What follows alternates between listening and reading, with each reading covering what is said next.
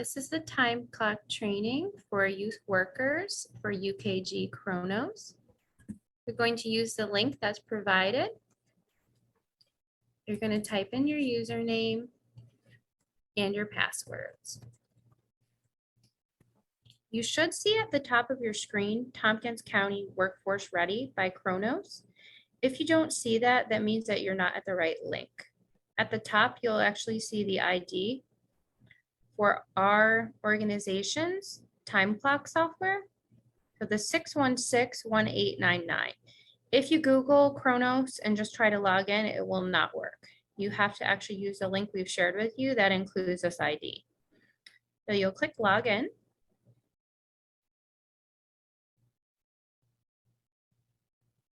You can save your password if it's your own device. If it's not your own device, you should not save the password.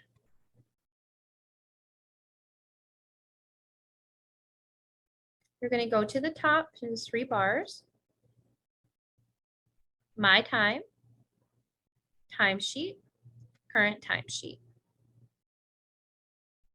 And then you're going to enter the time. You should enter your time every day that you work. So to enter a new time, you click the plus button. You're going to put the time that you got in.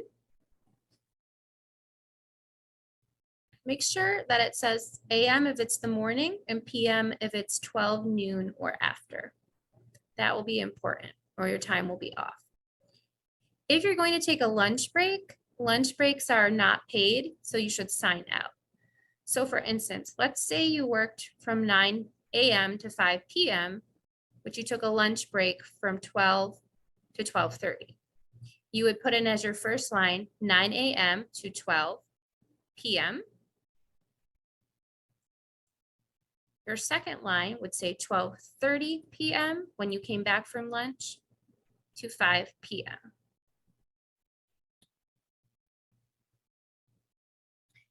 You're not going to be paid from the time you worked from 12 to 12:30 because you are on an unpaid lunch break. So that should always be on your timesheet. If you work 6 hours or more, you have to take a 30-minute unpaid lunch break. And that's the New York State labor law. So it must be in there. You cannot just log in as 9 to 5.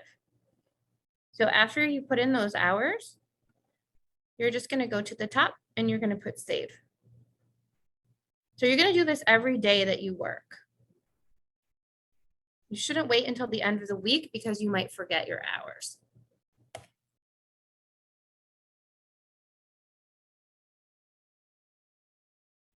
So the pay period is 2 weeks long. So each timesheet has a Sunday through a Saturday, that's week 1, and then a Sunday through a Saturday, which is week 2.